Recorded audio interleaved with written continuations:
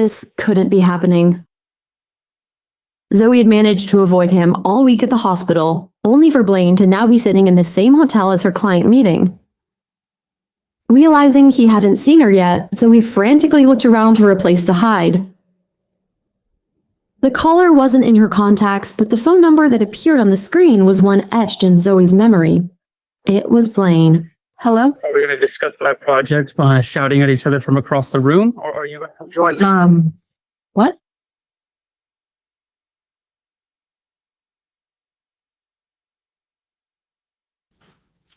Well, if I had planned to talk to somebody over the phone, I wouldn't have called your boss for you to meet me here. I'm sorry. I'll be right there. Blaine remained quiet, watching Zoe with his dark eyes, but saying nothing.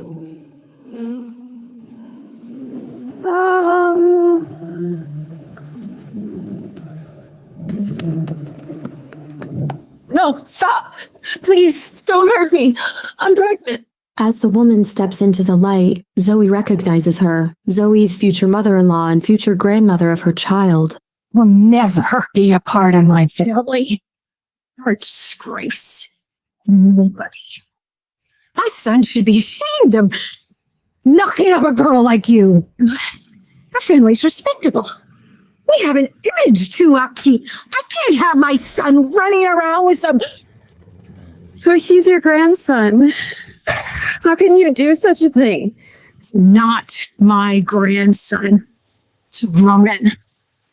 Parasite that will ruin our family name. I'll run anywhere. You'll never see or hear from me again. Please, just don't hurt my baby. Has to go. It's not enough. It has to go. The woman's eyes darkened as she stabbed Zoe in the stomach.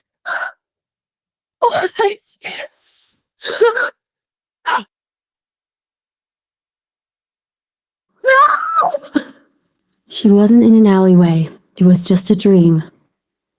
Actually, it was more than a dream.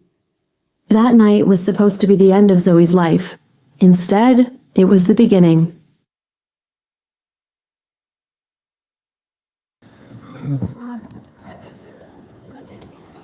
And sent. 5 o'clock. It's quitting time. You finished for today? Was just putting the finishing touches on this design, but I'm done. I'd ask you to happy hour, but I'm sure you're off to see your son. I am. It's okay. I get it. Your date is much cuter than anyone else see at the bar. That is. I'll see you tomorrow, Court. Zoe quickly walked towards the exit of Taylor Interiors. This was the best part of her day. She wanted to get to the hospital to spend as much time with her son as possible before visiting hours ended.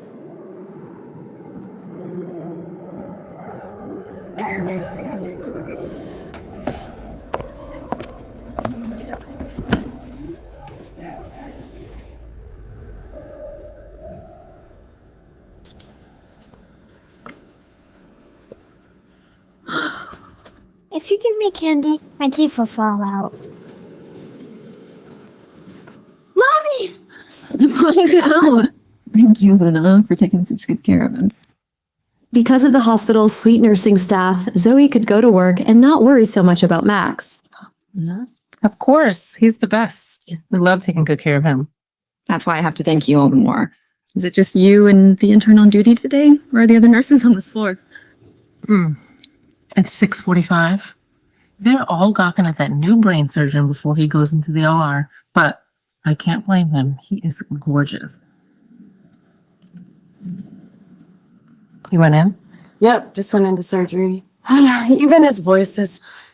The other day when I was assisting him, he said hematoma in the brain and I wanted to have his babies. He is Phoenix's most eligible bachelor.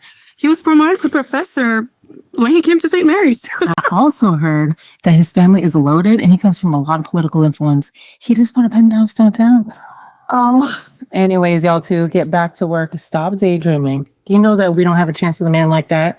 You know he only dates women like him. Gorgeous and from the right kind of family. We can all dream. Can't we? The right kind of family. Luna's words stopped her cold and reminded Zoe of her past. Not being part of the right kind of family is what had almost gotten her and Max killed.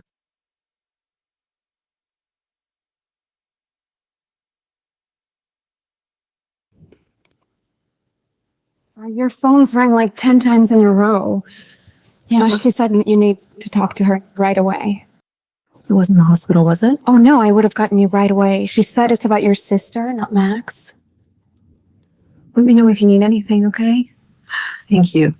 I will.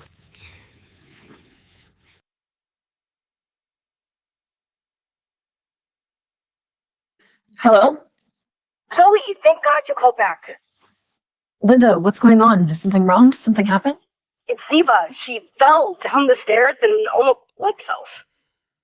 Well, we'll be fine. The doctor said her injuries weren't a big problem, but Ziva broke her leg and has a slight concussion. Okay, I'll be right there. Where are you at? St. Mary's, but never mind. I have to go. Wait, well, what do you mean never mind? Tell me what's happening. It's your sister, Zoe. She didn't fall down the stairs. She deliberately threw herself down the stairs. She wanted to injure herself, but she didn't want to die. Is she crazy? She fell in love with a brain surgeon that works at St. Mary's Hospital, but he always ignores her, so she wanted to get admitted to the hospital so he would have to pay attention to her. Zoe, I told her I thought she was crazy, but you know how Ziva is. She wouldn't listen. I gotta go. I have to give her medicine. Okay, I'll see you soon. Ziva, you better start explaining yourself. If you didn't already have a broken leg, I'd break it myself. No, it couldn't have been him. Why would he be here in Phoenix? He lived in Scottsdale. Any discomfort? Nausea? Dizziness? Any double vision? A little. Zoe's heart stopped.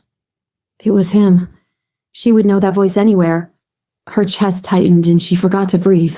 Hi, sis. Oh, Zoe, come in.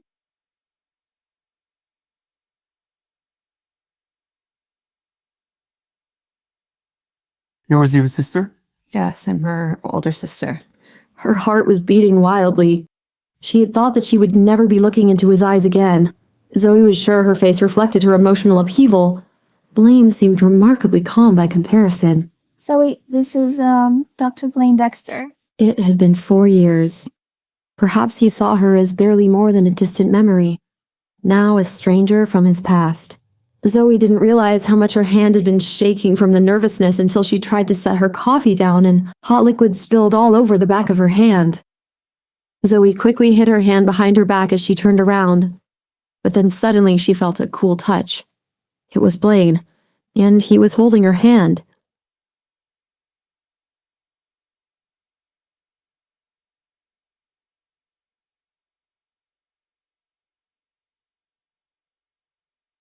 The burn looks to be not that serious. She wanted to break free, but found herself unable to resist his closeness. His voice was cold and clinical. Kelly, can you please help Miss Fuller's sister? Unlike Zoe, he seemed unaffected by their touch. It's no problem. Your scans look good. I don't see any injuries to the brain. Okay. I'll have the nurse arrange to move you to the orthopedic department for observation. What? Why? I don't feel well enough. Ziva, all of my beds are precious. These beds help save lives and treat real injuries. I heard you like me. That'll never happen. So don't waste your time or my time. I don't like women like you. How could you think I would like a woman who would be so stupid to risk her own life for a man? I don't like women who scheme, and I don't like women who lie. I can never be with somebody who would betray my trust. And as for you, that's no little problem. If you let it fester, it could cause further complications a simple cream can't fix. Kelly, can you please get her a prescription? And you can pick it up at the hospital pharmacy on the way out. There you go. You did this. Did you tell him? Ziva, calm down. Ziva, do you really feel in your heart that I'm such a terrible person that I would betray you? Zoe's heart ached. Ziva didn't know it, but Zoe simply didn't want to see her younger sister get hurt. She didn't want her to fall in love with a man she could never have. To find the kind of deep love that happens when you meet your soulmate, to only have him taken away. Zoe didn't want her sister threatened, frightened, and harassed by others day and night. This kind of torture wasn't something Zoe would wish on her worst enemy, let alone her own sister.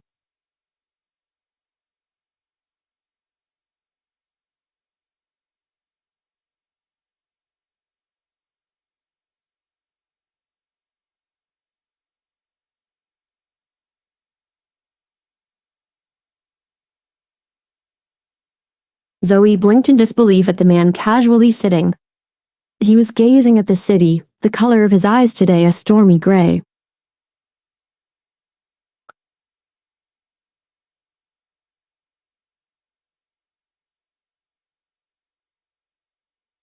She got straight to the point and asked, Dr. Dexter, do you have any specific ideas for your home design? Do you prefer modern or a more classical look? There are so many styles to choose from mid-century, retro, revival, to name a few. Just not shabby chic. Shabby chic is out. Coastal grandma is in. Not that you want your house to look like grandmother's house because you're a man, not a grandmother. What about furniture? Antiques or modular pieces? Some prioritize style, others comfort. Did you have a specific color scheme in mind?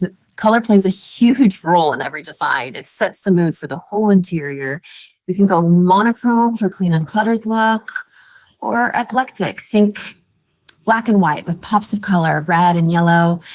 Warm colors create a cozy, welcoming environment, and blues and grays can be soothing. These are recent examples of my work. If you see anything that catches your eye, let me know. Write down what I want to see. Let's see first. Excuse me, sir. Yes, sir. Can we see a menu? Right, please. I'm sorry about that. That was rude. I'm not usually that talkative. Never mind that. This is unexpected, to say the least. Freaky. What would you like to use? Oh, just the water is fine for me. Can you bring us 2 plates, please? We'll be sharing. And to start out, we'll do the charcuterie. and then proceeded to order a wide variety of dishes. Zoe normally prided herself on her professionalism. And the Usually when Zoe met with a new client, she would make small talk and get to know her client before launching into a discussion of their project. Zoe just hadn't been able to do this with Blaine.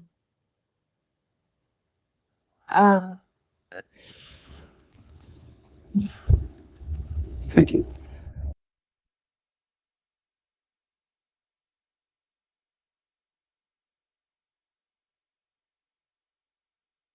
I thought you said you were hungry. Why aren't you eating? Don't worry about me. I guess I'm not as hungry as I thought. Zoe's intuition told her Blaine wasn't in a good mood. His gray eyes were stormy and distant. He clearly had something on his mind. Is everything all right? I'm sorry. I'm not trying to pry. I can just tell that something's bothering you. He didn't want to tell Zoe that 2 hours ago he saw life disappear before his eyes. He had thought that as a doctor he would eventually get used to seeing a life lost, but now he knew that death was something you never got used to. There was an indescribable heaviness in his heart. Seeing that Blaine didn't want to talk about it, Zoe didn't say anything else. She just quietly looked down and resumed eating. She shouldn't be concerned about Blaine, but she couldn't help herself. Her mind was in chaos because of him. Blaine's gaze fell on Zoe's lowered face. Since she was looking down, he couldn't see her eyes clearly, but he could see her long lashes flitting against her cheeks. She was nervous. He watched as Zoe tucked a strand of dark hair behind her ear. She'd worn it up today, but some long strands had escaped, falling gently around her face. It didn't seem possible, but Zoe was even more beautiful than he remembered. Zoe's few words of gentle concern gradually gave him a sense of relief. He closed his eyes for a moment, and Blaine's heavy heart seemed to calm.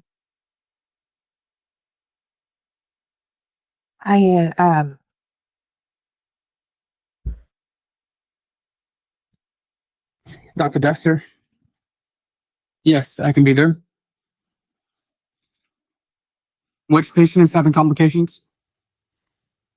Okay, yes, another one. Can you please prep her for surgery? I'll be there right away. Thank you.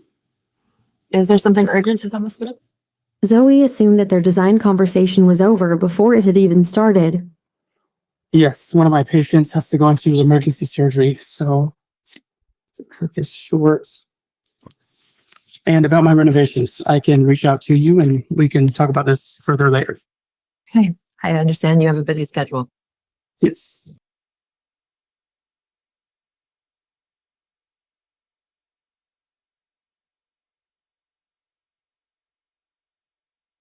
Yesterday had been a long day with multiple surgeries and the death of his patient.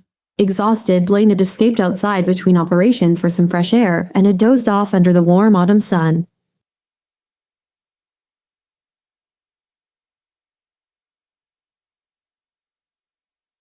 Sorry, my ball hurt my foot. That's okay. No worries. Are you a doctor?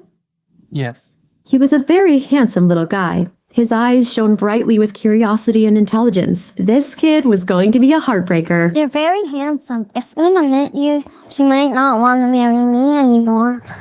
So, what's your name? My name is Maxwell, but you can call me Max. What's your name? My name is Blaine Dexter. Dr. Dexter. That's right. Are you a brain surgeon? I am a surgeon in the neurology department. Is your family loaded with strong political influence? Hey, kid, are you a detective or something? Is your voice so the nurses have babies when they hear it? Max, I don't think you should be saying that. Dr. Dexter, are you single? I have a girlfriend. So you're supposed to be Phoenix's most eligible bachelor. I have a girlfriend. Why is that such a bad thing? I wish you could have a girlfriend so you can be mine and she could be your girlfriend. You don't have a dad? I have a daddy, but my daddy and mommy don't live together. I see. When I work hard and she comes to see me every day. She's the best. I think I'll get better. Listening to the little guy's words, Blaine felt an inexplicable ache around his heart. Blaine had no idea what disease Max was suffering from, but he knew that he must be very ill. Given his lack of hair and fair skin, Max probably had a form of cancer and was undergoing chemotherapy. Before I fall asleep one day, never wake up again, Mommy will cry and be sad. My friend Maria fell asleep one day and then never woke up. Her mommy couldn't stop crying. So I hope that I get better soon. Blaine's throat felt a little dry and hoarse. Facing this small patient beside him, he couldn't say anything to comfort him because he didn't know what to say. Oh yeah! Doctor, do you think you can use this thing?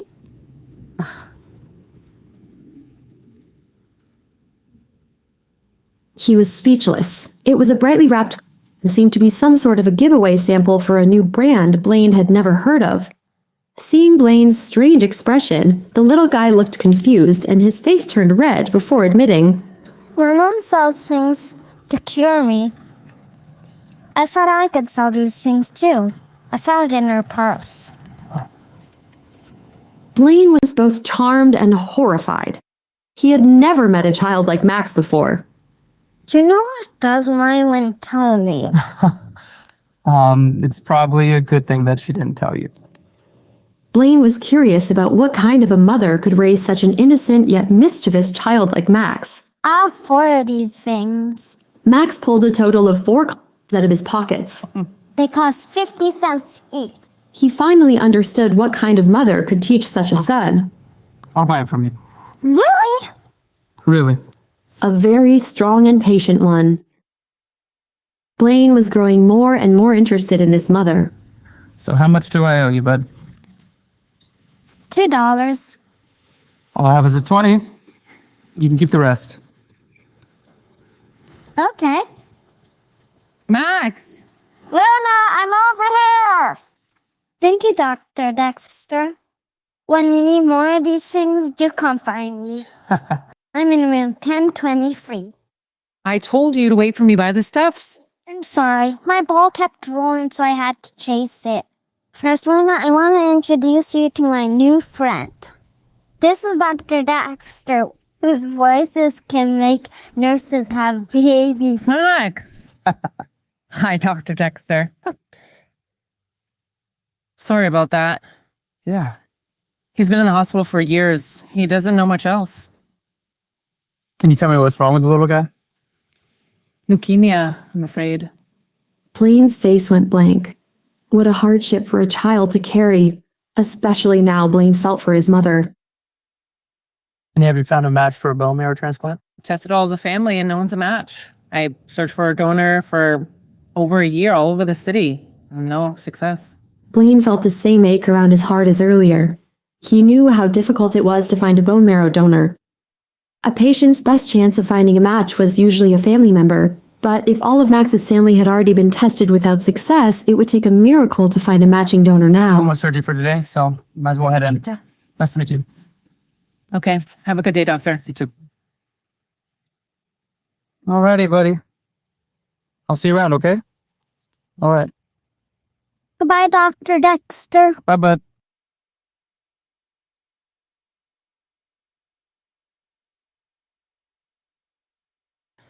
You know, after seeing you all two together, you kind of look alike. That's because we're both so handsome.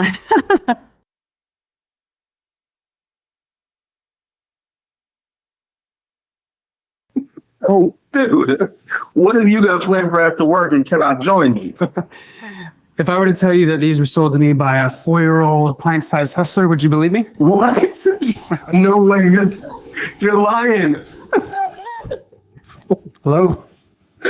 Dr. Dexter, did you have time this week to show me the layout? I need to see the layout of the rooms and take measurements. I am just about to go into surgery. The operation should take about 3 hours. If you want to meet me at the fountain at the entrance of the hospital at 7 p.m. Okay, that's it.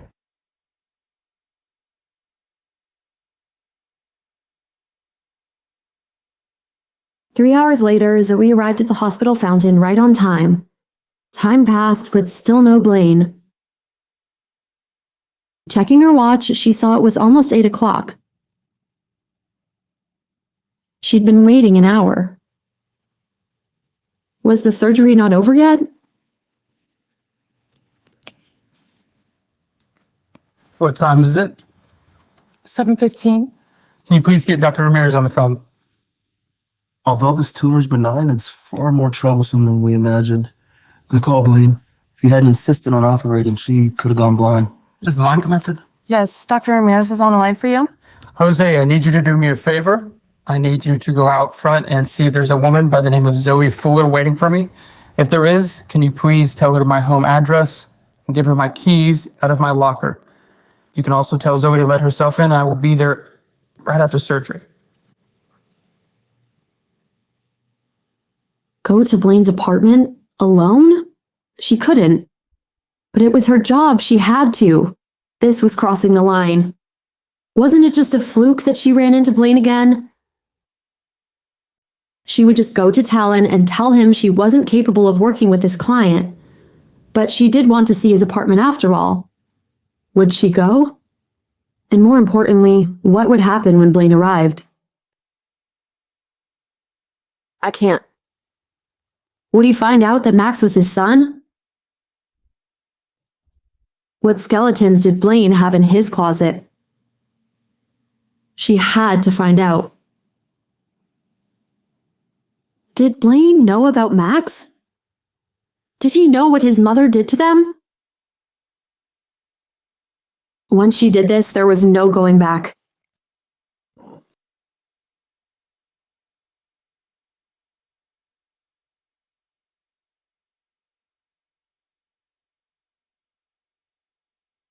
Should have made sure you were booked at that. Catherine, please, no! Mommy? Get that patient to the OR immediately. My helpless Max is your son! Max!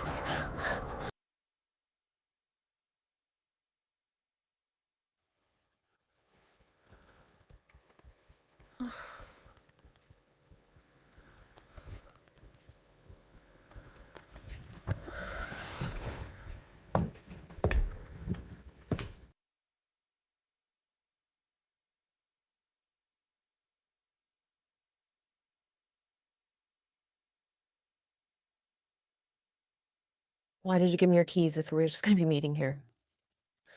Well, this is how it feels when you leave someone without explanation. Blaine, do you really think that I left you? I don't know. There she is. Hi, Grandma. Sophia, this is Zoe. She'll be remodeling our apartment. And Zoe, this is my fantastic fiance, Sophia Quincy. Fiance. Congratulations. Good evening. Can I get you guys started with water? Are we expecting more company tonight, or will it just be the three of you? Excuse me, I'll be right back. Yes, it'll be the three of us, and we can start with some water. Thank you.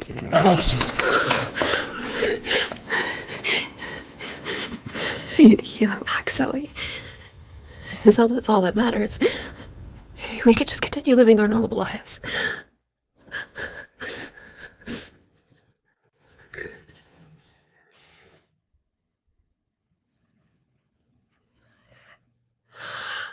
Ma'am, can you hear me? What's your name? Zoe. Zoe, help is on the way. She's got a stab wound. Lower abdomen. Looks serious. We need an ambulance fast. Victim is pregnant, stabbed in the abdomen. Time is critical. Stay with us, ma'am. You're not alone.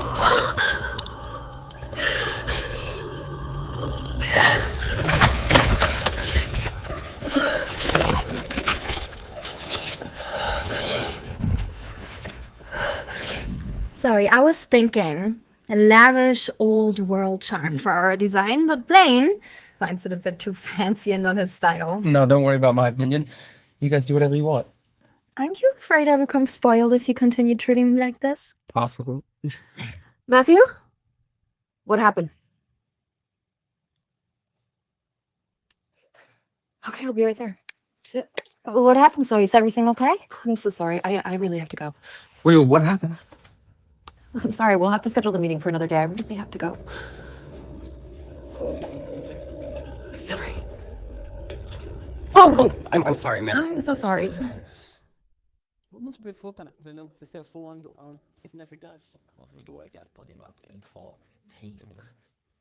Sorry. You think she's okay? Yeah, she.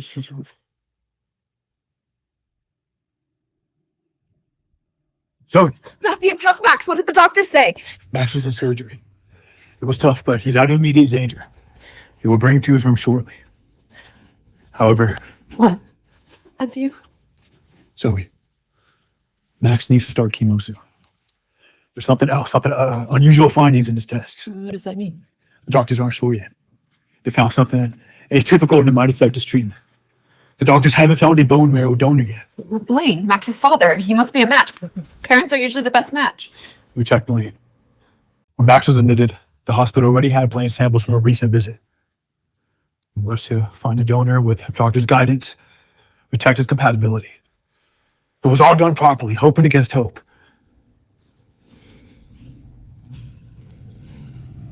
He isn't a match for Max. I'm sorry, Zoe.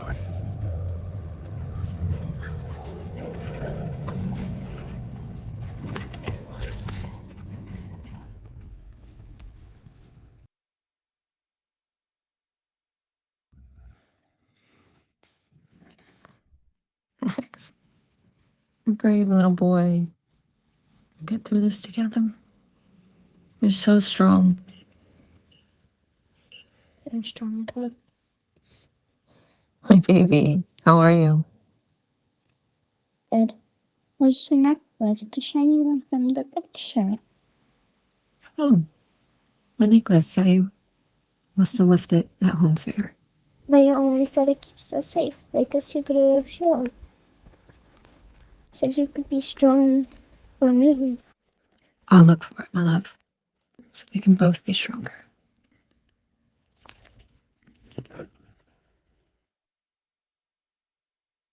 Hi, I was at the bistro earlier. I think I might have left my necklace. Yes, ma'am. I remember. You dropped your necklace on the way out. I headed to the gentleman that you were sitting with. Ramona, please take my computer to the shop. It's not even turning on. Thank you. I need to finish last week's reports first. Oh, no. The reports can wait. Okay, you're indispensable here, and I trust that you prioritize what's urgent. Tell them not to go to the S drive. It's private. Thank you. Wait. Okay. What are you doing here? Can I have my necklace back? Wait, so you can just drop something so valuable, just like you drop people. I didn't leave you on purpose, Blaine. What happened, Zoe? I don't think you deserve to know, for the best of me and him. So there's somebody else. It's not like that.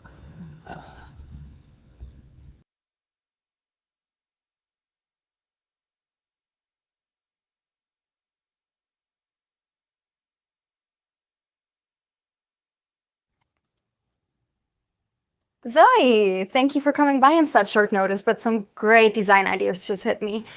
Do you mind? I gotta finish putting some things away. Of course not. So, how long have you and Blaine known each other? Excuse me? Oh, I saw a picture of you on his computer. You two have history, right? Sophia, I don't know what you're talking about. It was a group photo.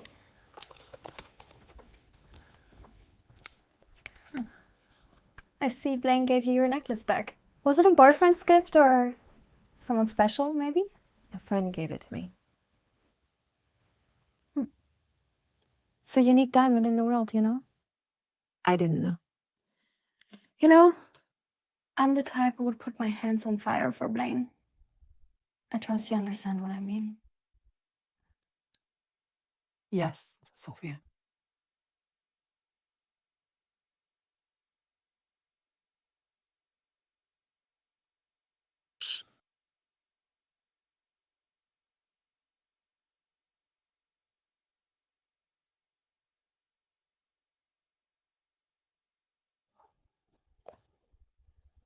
Hi, Lee. Hey, Ramona. Could you please help with paying this computer back to life? It should not do really anything.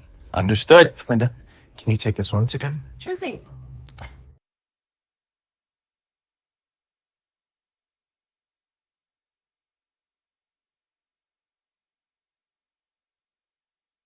Linda, what's going on? Zoe, open the screenshot I just sent you.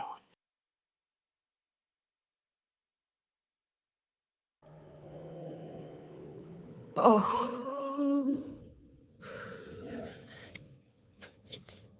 Linda, where did you get those?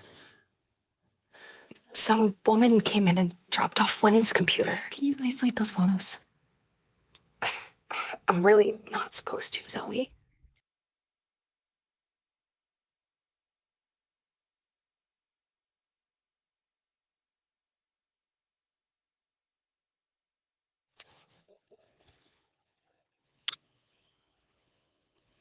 I made a copy for you.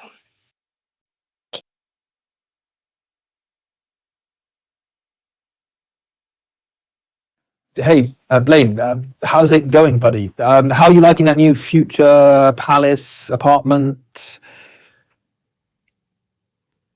Yeah, no, I'm sorry to hear that. I promise I will get to the bottom of this, Dr. Dexter.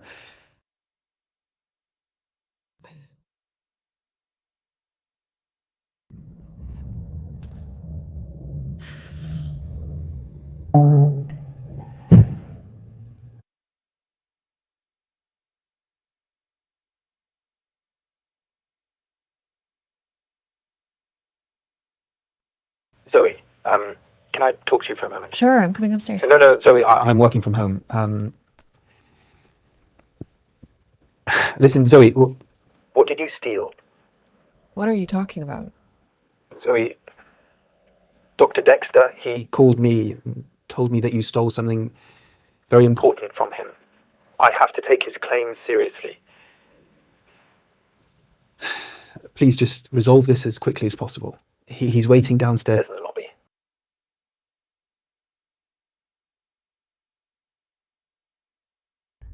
You're accusing me of stealing? Where are the photos? They're not yours.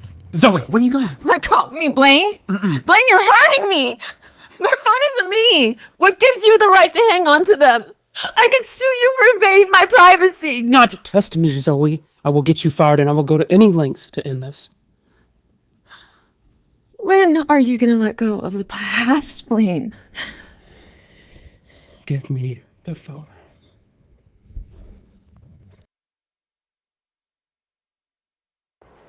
We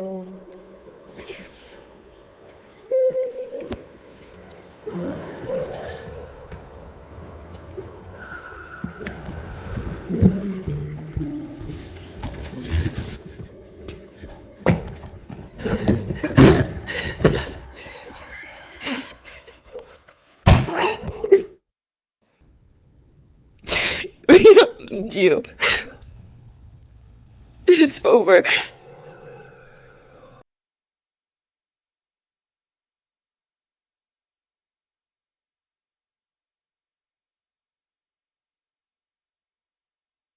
Zoe, why did you meet here instead of my apartment? I'm giving it back. I hope this settles everything. Why would you do that? That meant everything to me and him. And who's the other person, huh, Zoe? Let go of me, Blaine. Zoe! God damn it!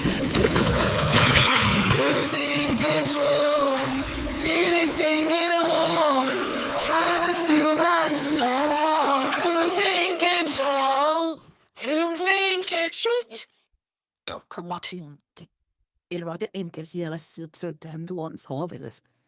How do you hear me?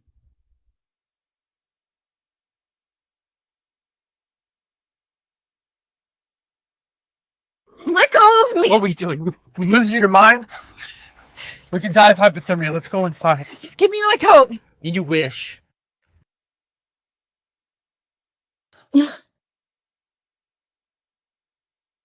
Let's go!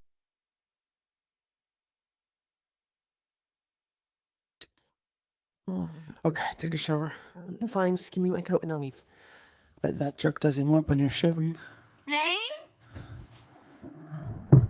Sophia, hey, I'm just in the shower. Okay, thank you. I'll be out in a second. I'll just distract her and you can get out. Okay? Here.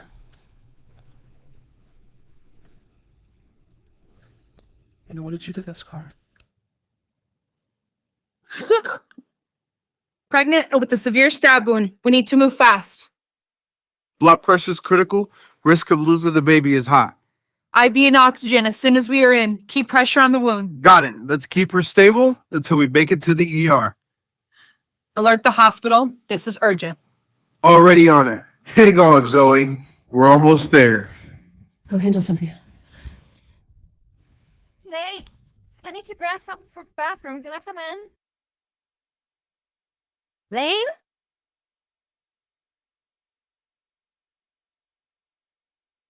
Blaine? Yes, I'll be out in a second if you could just get my clothes ready in the bedroom. Thank you. Okay.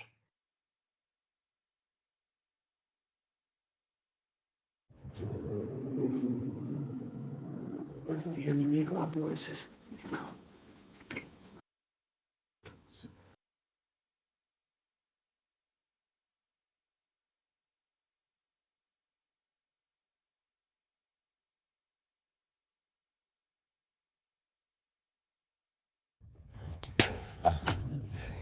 Yeah. Yeah. Liberty. He's still in.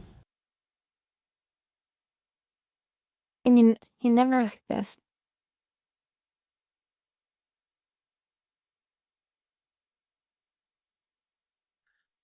Here. Follow me to the living room.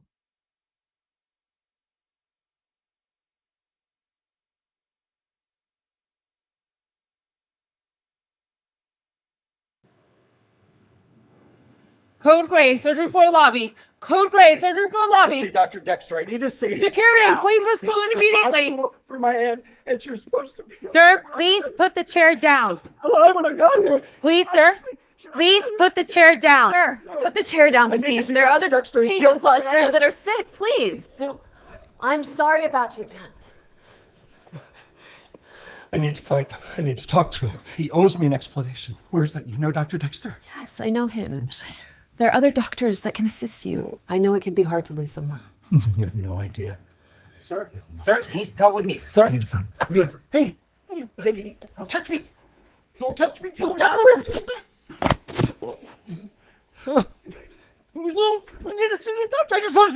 Zoe!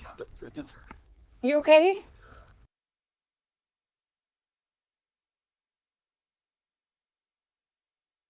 Dr. Dexter, there was a problem in flow 5 this remote. What happened? It was first the one in the dog surgery. One of our family members tried to fight you and he hit a woman. What? He hit a woman? Yes, Dr. Dexter. Have you heard the news? Yeah, but the woman being attacked. How about the woman who defended you? No, who was that? It was Zoe. Dr. Dexter, please report to OR4 immediately. Okay, I gotta attend this call. Okay, can you set up a meeting with my lawyer, Robert Tan? We need to file a suit against this man. Okay?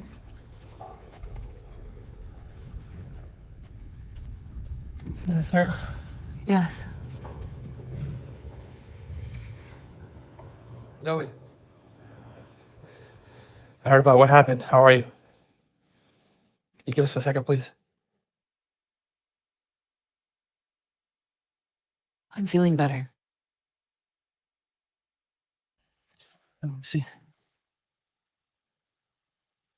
My lawyers are going to make sure that that man is held accountable for his actions.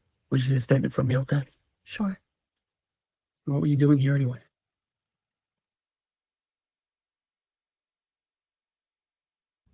I got you this. Phone? Yeah. Blaine, I can't accept this. No, look. I need to give you this to repay you for my actions and your bravery. Thank you. Zoe. How are you? Hello, Dr. Blaine. Dr. Dexter, please report to OR4 immediately. Dr. Dexter, please report to OR4 immediately.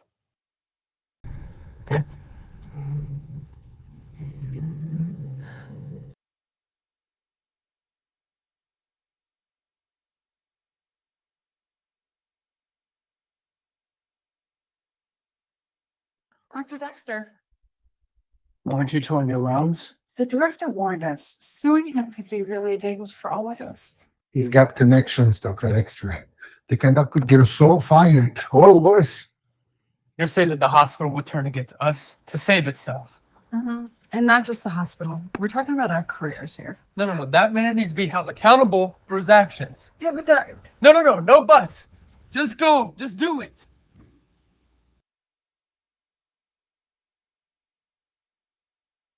Sorry, just call him.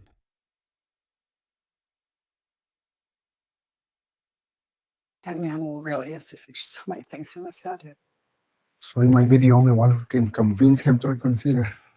And jobs, everything, it's all on the line here.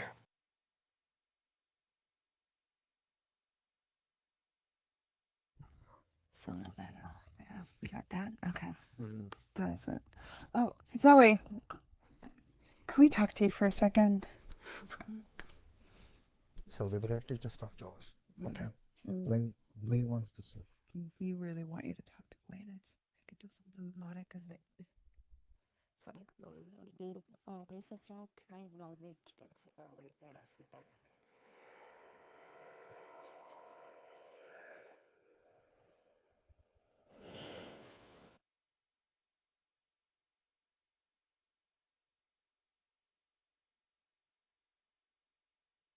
Zoe.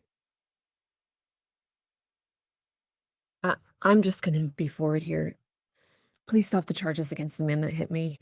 If you continue, it's only gonna cause more repercussions for you in the hospital and the staff. No, that man needs to pay for what he did to you. That's my problem, not yours. If you don't stop the case, I'm not going to provide a statement. I'm not going to be a witness, and I won't cooperate. So that's what you really want. You want people to just harm you all the time. I don't let anyone harm me anymore. So you've grown. I've grown, yes, Blaine. It's a lot has happened in the last years. Please just stop the charges. Oh, look, just come over to my apartment. We can speak about this tomorrow, okay? No, that's not going to work, Blaine. It's over. Zoe, why did you leave us? I mean, I just keep thinking about it. Why you left us? Please tell me. But come over tomorrow and we can part ways.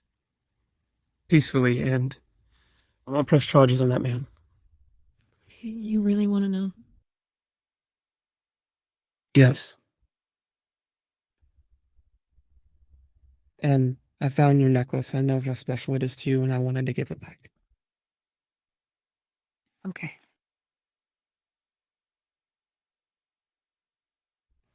Oh, and thank you for standing up for me.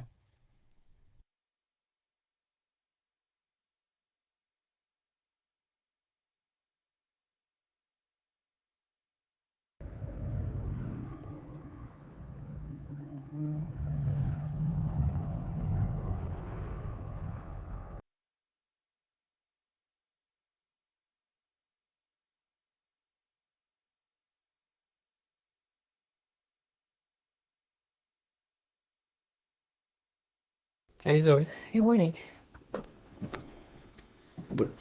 So, have you had breakfast already? Yes, I did.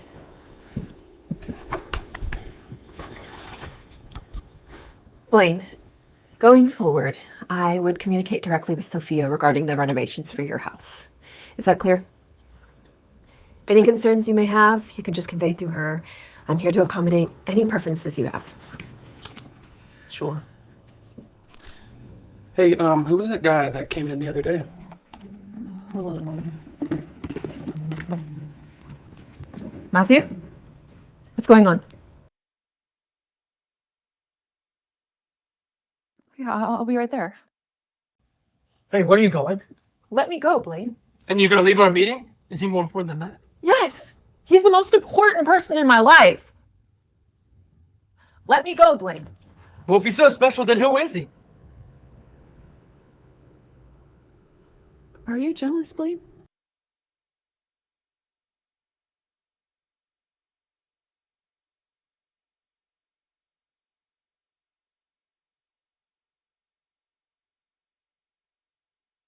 Like out in the home. I don't take an itch at the end of her big structure. Did different brand performance came out of the deep signification.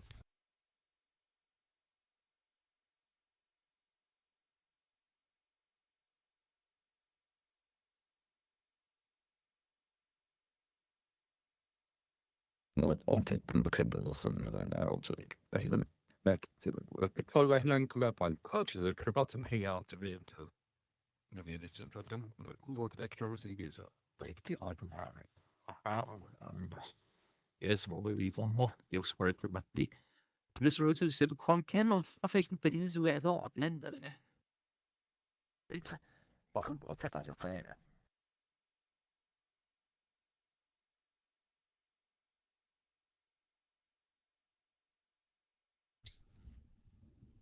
Thank you for calling. We've reviewed Max's case extensively. Zoe, we're doing everything we possibly can, but time isn't on our side. Max needs a specialized surgical procedure. It's our best shot at buying him the time in the winter. How much will that cost, Dr. Spencer? The surgery costs around $50,000.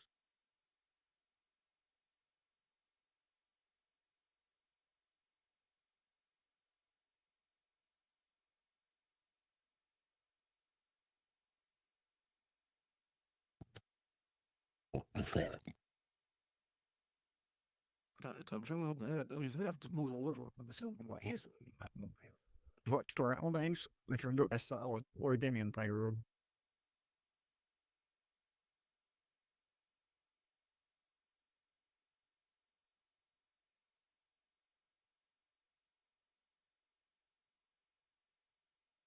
Zoe, don't worry. I will arrange the money. Matthew, you've already paid for so many treatments already. I don't even know how to repay you. Zoe, Max is like family. I want to do whatever it takes. I'll find a way to collect the money.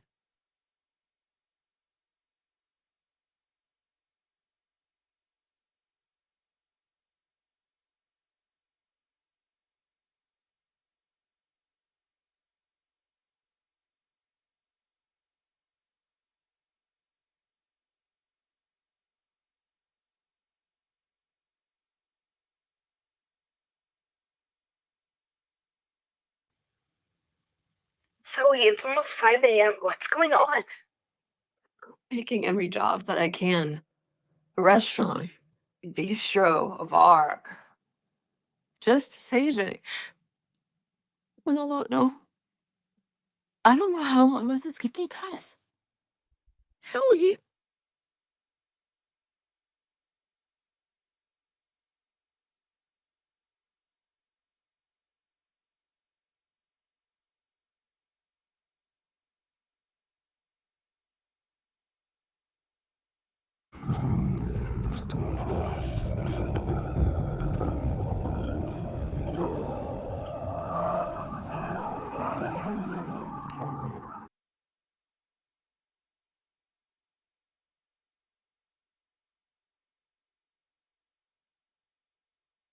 Damn, I've got the tangle. So don't put it here so and trap wars for it. But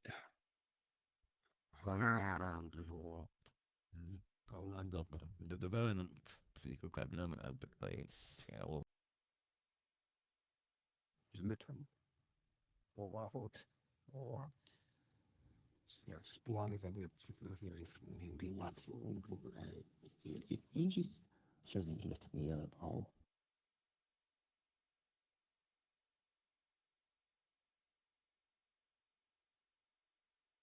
Rick Fletcher, and it can make sex to private because children and picture and but man, would you carry guys aren't that? Even this order to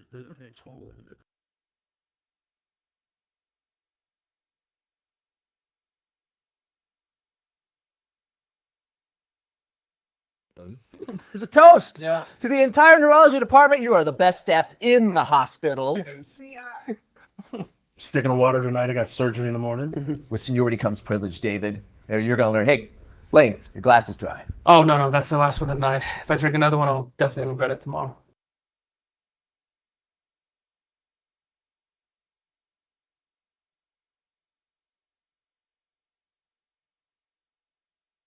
Zoe?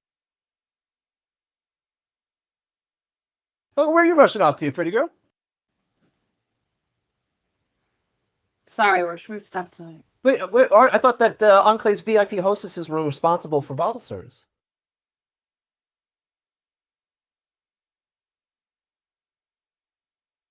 Look, if I can't get good service here, I'm just going to take my business elsewhere. Would you like me to pour the drinks for you and your guests? Yeah. Of course.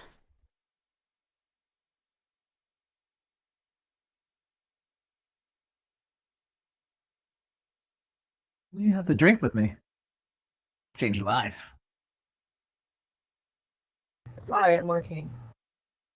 Well, you're working now, and you're serving us alcohol, and you're supposed to entertain us, aren't you? Hey, that's enough, Warner. She's just doing her job. A drink for you? So that's why you went away so urgently the other night. Oh, hey, that's enough! Hey, what's your problem, Blaine? What's going on with you? Is it the bottle girl?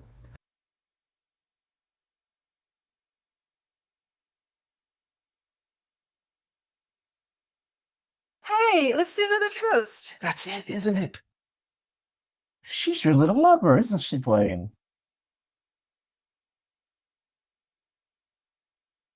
Oh my goodness, I know you from the hospital. Yeah, with that little man you've been hanging out with. Woo! Hey, open the door! Everybody screaming! Everybody stop! What if the last time you disrespected the last one? You come on, Blaine, are you satisfied now? I want to tell you something. When hospital gets word of what you've done, you're going to be a thief. You love to save lives, don't you? Well, guess what? You just saved your life and hers from being in the hospital, and her son's too.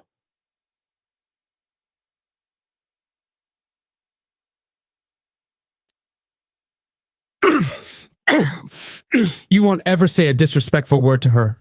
The privilege to judge her in any regard, good or bad, is mine and mine alone. You're going to get so screwed, Blaine. It's just a matter of the hospital committee getting wind of your actions. Blaine still had Warner pinned down, but Jose and David intervened and pulled him off. Everyone was pretty drunk except Ramona. She supported Jose and Blaine as they left the bar. Zoe noticed her struggling and rushed over to help. Are they all right? Yeah, they'll be fine. Minus the killer headaches they're going to wake up with. Jokes apart, Zoe. I'll have to trouble you to take Dr. Dexter home. I'll handle Jose. No problem. I'll get him home safely. Thanks. I can rest easy now. Ramona handed Blaine over to Zoe, who leaned against her. She noticed Blaine's injured hand. How did he hurt his hand? After you left, he beat up the guy who kept asking you to drink. Ramona shared the details of the fight, and Zoe listened to her intently, shocked by the lengths Blaine had gone for her. And then Dr. Dexter said, "You can be rude to any woman, but you can't be rude to her. Only I get to look at her. Forget about looking down on her." Did he really say that? Yes. Dr. Warner will be taking a sick leave tomorrow for sure. Zoe's eyes welled up. Ramona left, and Zoe supported Blaine to the curb, hailing a taxi. Blaine, roused by the cool wind, opened his eyes. After a moment, he recognized Zoe and rudely pushed her away. How dare you touch me, you cheat! What did you say? I said what you heard. You are a cheat. I have never cheated on you. You cheated on me when you left me alone. I was waiting for you. Blaine turned around and walked towards the parking lot. Zoe caught up to Blaine, concerned. Blaine, you're drunk. You cannot drive. Get lost. You drank too much, Blaine. Stop messing around. Blaine attempted to unlock his car, but Zoe snatched and hid the keys behind her back. Zoe, get back my car keys. No, you're too drunk to drive. It's not safe. Don't worry. Even if I crash, it won't be your fault. Zoe, hurt but determined, decided to take matters into her own hands. She rushed over, wrapped her arms around Blaine, and struggled to pull him towards the street. Are you trying to make me suffer? It's 4 a.m. and I have to work at 8. Blaine, please, I'm tired. How can Matthew let you live like this? Zoe's grip on Blaine loosened, a numbness creeping into her. Blaine stiffened, realizing he had gone too far despite being drunk. He quietly got into the car, not meeting Zoe's eyes until they reached his house. The moment Zoe put him on the sofa, he passed out. She rushed to the medicine cabinet, took out a cream, and sat beside him, applying ointment to his swollen knuckles. Dr. Dexter, what am I going to do with you? Zoe blew on his sore hand, unaware that Blaine was now awake watching her. Blaine's dangerous gaze narrowed as he observed Zoe's gentle care. Zoe. You're awake? Don't touch me. Blaine abruptly withdrew his hand. He got up, went to the kitchen, and grabbed an energy drink from the refrigerator. But Zoe snatched the drink. Blaine, are you crazy? You've already drank too much. You need to drink water, not this. Give it back to me. No. As Zoe turned to pour the drink down the sink, she felt a strong arm snake around her waist, pushing her against the counter. What do you want? Blaine's breath was warm as he whispered into her ear. You. Blaine turned her around, and Zoe was stunned at the desperate adoration in his dark eyes. She remembered that look. Blaine leaned over, his lips just stopping right before hers, waiting. And just like that, something came over her. She stood up on her toes, crossing the distance. Blaine responded with a passionate kiss. Zoe, do you know how much I hate you? You owe me this after what you put me through. He began to lift Zoe's shirt when reality hit Zoe. She tried to push him away, but Blaine overpowered her, pinning her hands above her head. Was it worth it, Zoe? Was it worth marrying Matthew? Leave me, Blaine. Please. Zoe started crying uncontrollably, and Blaine let her go. She didn't even look back and left the apartment. Zoe expected Blaine to call her or to run into her at the hospital, but there was no sign of him. A few days passed. Zoe was working an overnight shift at the Enclave when Jose walked in. 6 dozen bottles of the best wine, please. Dr. Ramirez, expecting a party tonight? Call me Jose, Zoe. And no guests this time. Just me. Sure, but all this wine for yourself? I like to be prepared. Can you store them for me? Of course. The next night, David, another doctor, entered the bar and ordered the same excessive amount. This pattern repeated for 2 weeks, and Zoe started growing suspicious. One night, Blaine's intern Ramona entered the bar. Hi, Ramona. Planning a party? No, it's for the staff. Zoe gave a piercing look to Ramona. But you haven't even ordered yet. Oh, yes, my bad. I need 6. What's really going on? Nothing's going on. We just, really like wine. And what else aren't you telling me, Ramona? Ramona dismissed Zoe's suspicions, attempting to pay for the wine. Wait and save your money tonight. Once the stored bottles are gone, you can buy them extra. Thank you, Zoe. That's very nice of you. Zoe smiled suspiciously, but did not drag the matter ahead. She left the VIP room and went to the bathroom, where she surprisingly heard Ramona's voice from the next bathroom stall talking on the phone. Dr. Dexter, I couldn't buy wine from Zoe. She wouldn't sell me any. I'm sorry. Zoe didn't move an inch and listened silently to Ramona and Blaine's conversation. Thank you for understanding, Dr. Dexter. You're the best. See you in the morning. Oh, Blaine. My grumpy guardian angel. The creaking sound of the door signaled Ramona's exit. Taking a deep breath, Zoe composed herself and headed back to work. The next night, Zoe, returning from work, bumped into Blaine in the hallway on her way to Max's room. Dr. Dexter, I want to talk to you. We have nothing to say to each other. Why has everyone in your department been buying wine from me? Dr. Dexter, I don't understand why you did this, but I'm grateful. But I don't want to be indebted to you. Do you remember our kiss from the other night? I remember, but we don't need to discuss it. How much is the commission on those wines? Enough compensation for that kiss, I assume. What does that mean? You don't understand. Do I need to explain myself more clearly? You told your colleagues to buy wine from me just to insult and degrade me? I don't want your money, and you certainly don't owe me for any services rendered. Since you're so proud, you can reject the money. No one's forcing you to take it.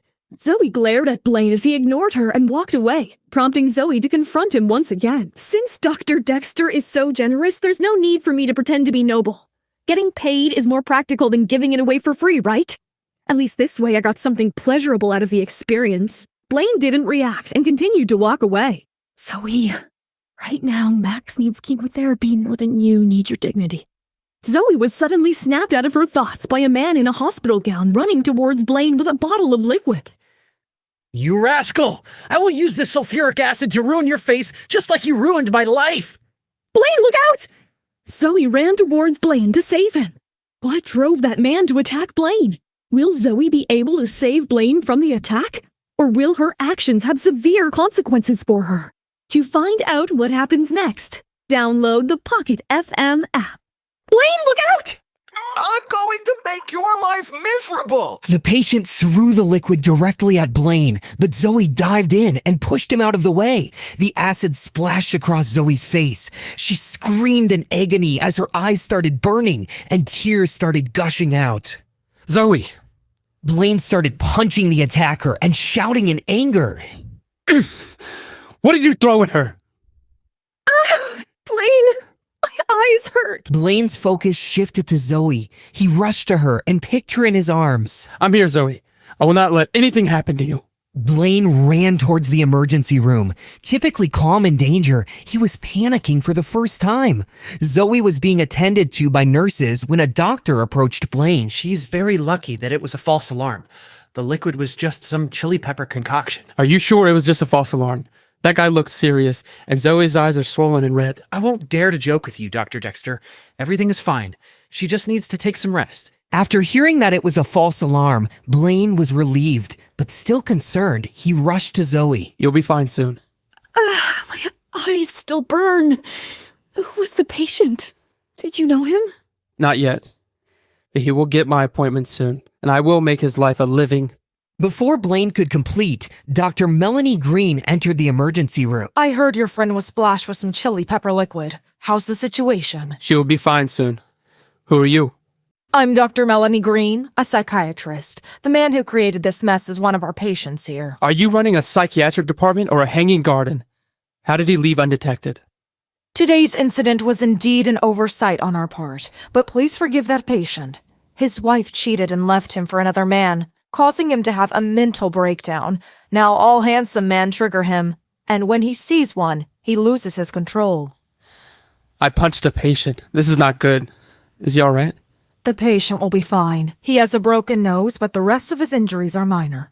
Dr. Green took a leave. Blaine stood by Zoe's bed, softly touching her face.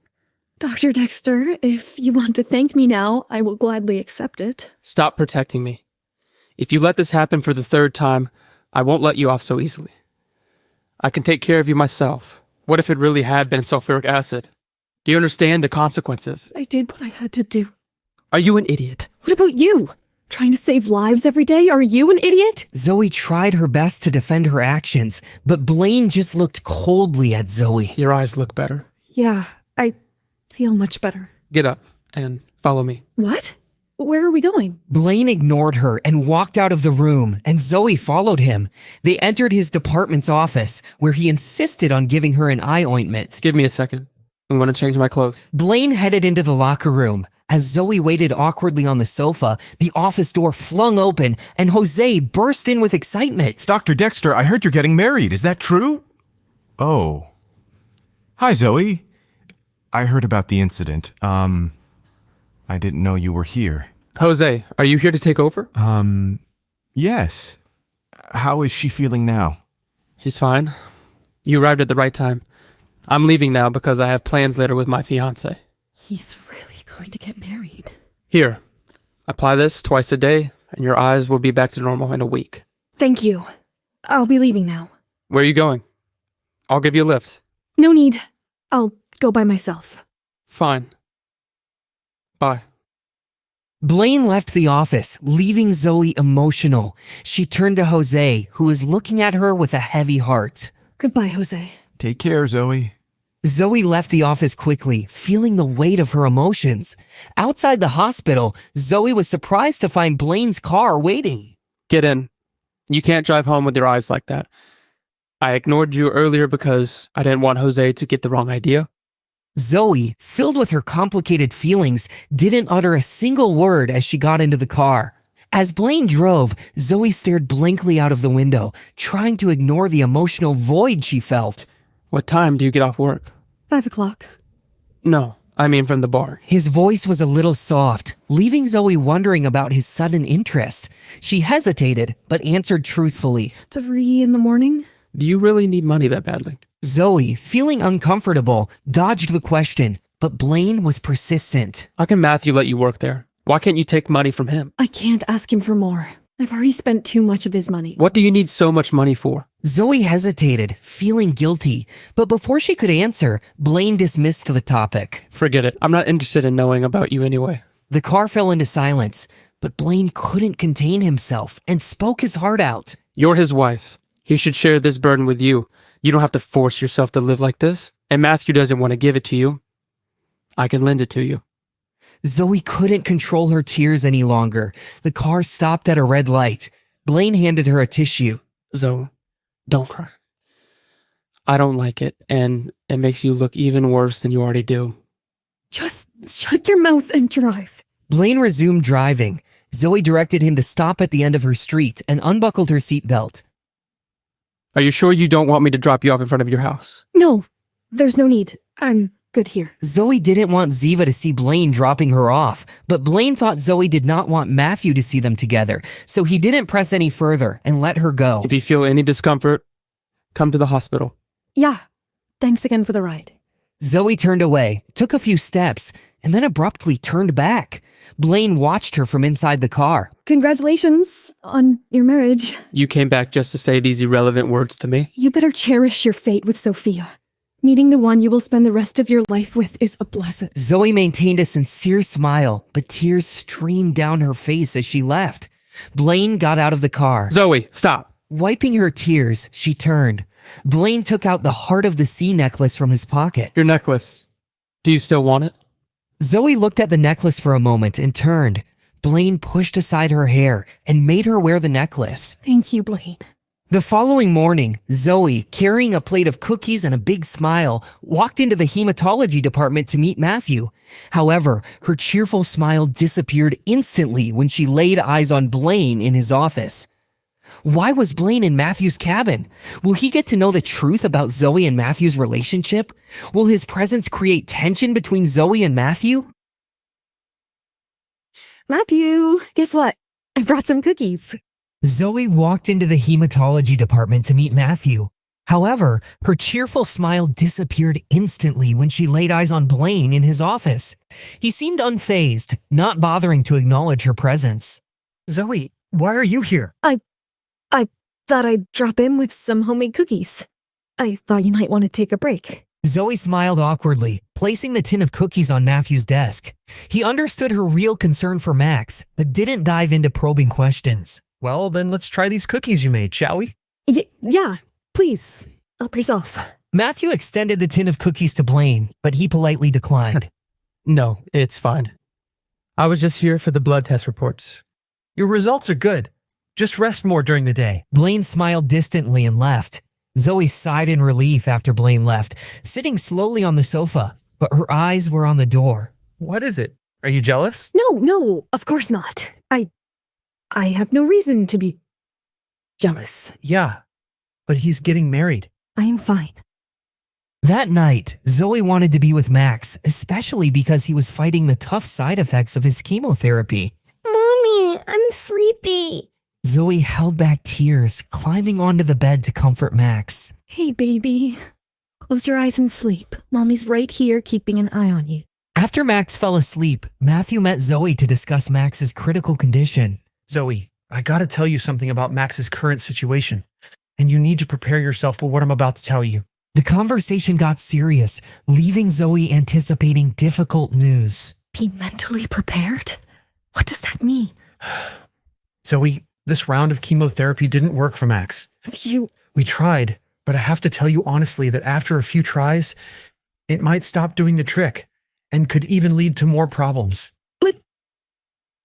But there has to be some solution. We thought Max had typical side effects, but the test results today were completely unexpected. The chemo messed up his liver. Desperate to hold back her emotions, Zoe trembled. Matthew could hardly continue as his voice strained. Zoe, let it out. Cry if you need to. Zoe's grief was beyond tears. She closed her eyes, laying her head on Matthew's shoulder. At the end of the corridor, Blaine was silently observing the heartbreaking scene. He clenched his fists, turned around, and walked away. I need to make a payment to the hospital tomorrow. How will I pay? Oh my God. You'll refuse to treat my baby. Zoe was on the edge of collapsing. She wrestled with the suffocating anxiety. Blaine, he offered to lend me money. He's Max's father, and it's only natural to ask for his help. What other choice do I have? Zoe grabbed her purse and car keys and hurried out. Zoe, what? Where are you going? I have to go. I have to go, Matthew. She reached outside Blaine's building, took a deep breath, and called him. Blaine's phone rang, and after a few moments, he answered in a stony silence. It's me. Blaine remained silent, challenging Zoe to speak again. Do you have time right now? I want to talk to you. Talk? Seriously? What's there to talk about, huh? How you ghosted me and left me hanging in total agony. Zoe braced herself for a difficult conversation and somehow gathered the courage to speak. No, I didn't mean it like that. I know you don't want to see me, but I hope you can help me with something. I'll wait for you downstairs. Come up. Blaine abruptly hung up, leaving Zoe stunned. She rushed inside, taking the elevator to the 20th floor. She entered his penthouse, where she found him waiting for her on the sofa. She took a seat opposite him. Blaine, I've got a favor to ask. I kinda need to borrow 50 grand. Borrow money? Zoe, I didn't hear you wrong, did I? Sorry. I'm only asking because I'm out of time. I promise I'll pay you back. Blaine rose and headed to the kitchen, opening a beer and keeping his gaze fixed on her. If there's a problem, don't find your husband. Instead, come to your rich ex-boyfriend. What are you planning? I just need help. You were misunderstanding. Then what's this about? You didn't have enough fun 4 years ago? Blaine, please forget I was ever here. Zoe, realizing the misunderstanding, tried to leave, but Blaine blocked her path. You came here to use me again, didn't you? You're not satisfied with the damage you caused me back then? I didn't come here with any wrong motives. Blaine, you were the one who said I could borrow money from you. My initial offer stands cancel. I'm no longer willing to lend it to you now. Do you understand? Blaine's anger had grown from witnessing Zoe and Matthew together. Zoe turned to leave with a heavy heart when Blaine again blocked Zoe from leaving. Please let me leave. What I hate the most is that whenever I try to put you out of my mind, you reappear. You're the ghost who haunts me wherever I go. Sorry, Dr. Dexter. I will never approach you again. Even if we accidentally cross paths, I will treat you as a stranger. I shouldn't have come here today. I don't have that much cash on me right now. Come back tomorrow night to get it. No need. Zoe hurriedly exited Blaine's penthouse. Watching the elevator doors close, Zoe's promise of never seeing him again echoed in his mind. The next day, Zoe received a hospital invoice, adding to her stress. Mommy, I'm a little homesick. I miss Grandma. I want to go home. Max, you were worried about staying in the hospital? Max fell silent, prompting Zoe to reassure him. Silly boy. Don't let your thoughts run wild. Mommy will manage everything, okay? Max looked at Zoe with teary eyes, questioning his place. Mommy, am I a burden? Zoe, on the verge of tears, comforted her son. Max, Mommy forbids you to say such things. You're Mommy's little son. Without you, Mommy's life would never have sunshine again. Do you understand what I'm saying? Mommy, I heard what Uncle Matthew said to you. Uncle Matthew only said you had hepatitis. He didn't say he couldn't cure it. Do you understand? So, will I get better, Mommy? Then I can play soccer also, right? Zoe hugged Max tightly. Tears were streaming down her face. So of course you can, Maxie. And Mommy will play with you. At that moment, Zoe knew exactly what she had to do. She took off her necklace, looked at it for a while, and then ignited the engine and drove to a pawn shop. Sir, I have something I would like to show you. Zoe's desperate need for money made her take the toughest decision of her life. Will her decision to pawn the necklace have unforeseen consequences on her journey to save Max? Will Blaine get to know of it? How will he react? Hey, Mr. Moretti. I have got something I need you to check out. Zoe took a deep breath and handed over the heart of the sea to the pawn shop owner, Mr. Moretti. Could you take a look and tell me what it's worth to you? Well, well. What do we have here? Moretti took a closer look at the treasure in his hand before giving Zoe a side-eye like he was smelling something fishy. Don't give me that suspicious look, Mr. Moretti. It's real. A friend gave it to me, and I can't afford to keep it. Seems like it's the real deal. Sorry about the doubt. I'll buy it. Great. So, what's it worth? Miss, you struck gold. How about $100,000? $100,000? Yep, and I'll even toss in an extra 10 grand. Then I don't want to sell it. I just need 50 grand for a medical emergency. Okay, here's the deal.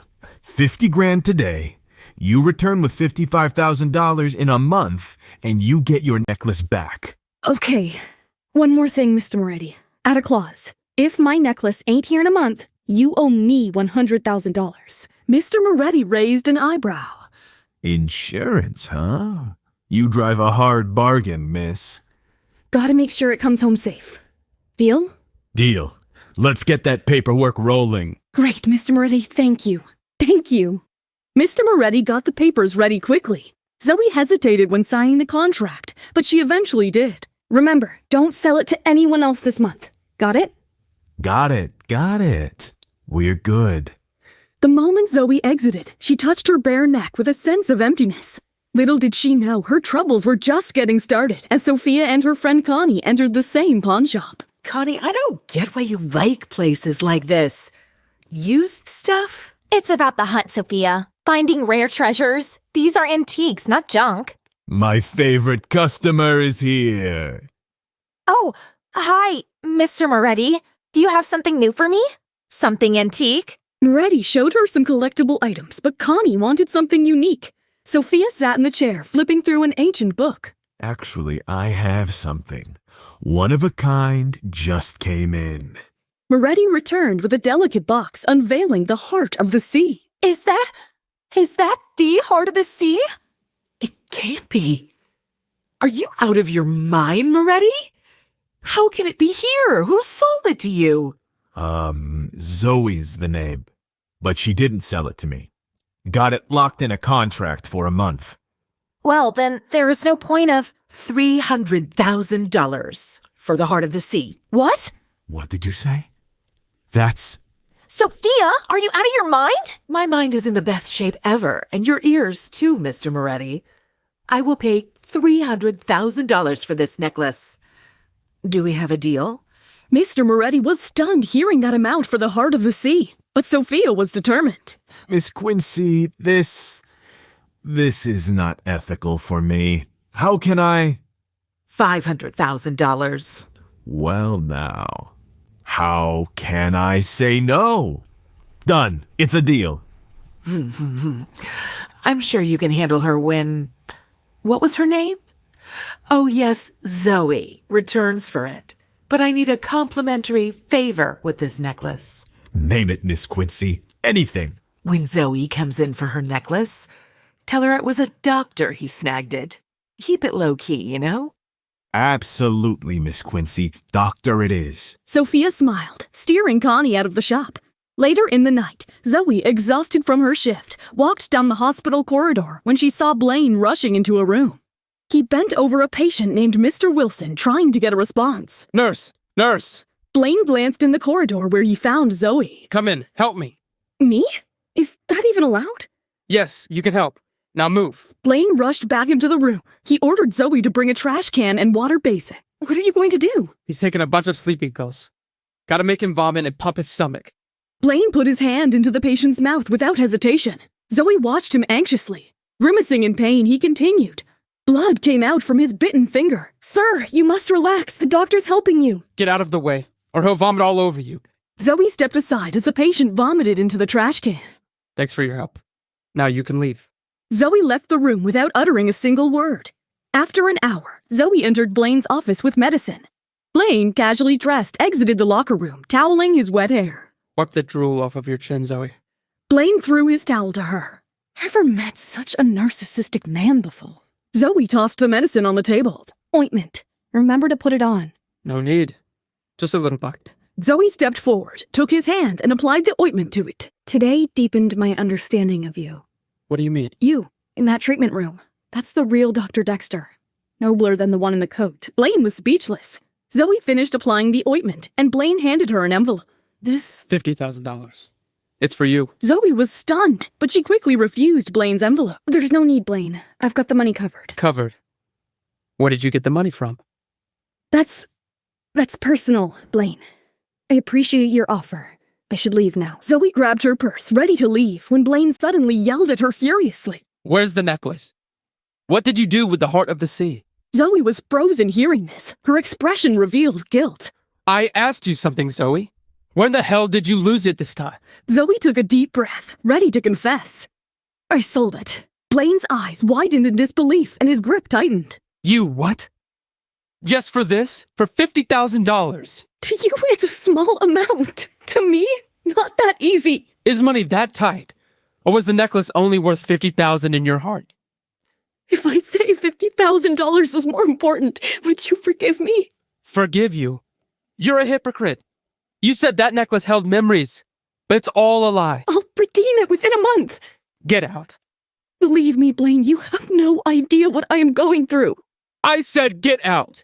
Zoe turned to leave, but Blaine grabbed her arm. Which pawn shop? Moretti's pawn shop. Well done. Blaine loosened his grip, letting her leave. He drove to the pawn shop, anger burning inside of him. He entered the pawn shop, glancing around, and spotted Moretti behind the counter. I'm here to buy a specific item. A necklace. Heart of the sea. Heart of the sea, huh? That's a rare piece, my friend. Are you sure you can afford it? I can afford this filthy shop, you idiot. Where's the necklace? Can you pay more than $500,000? I will give you $1 million. Bring it. Huh? I sold it to someone.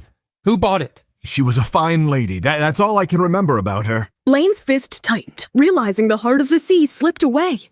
Losing the necklace felt like losing Zoe all over again.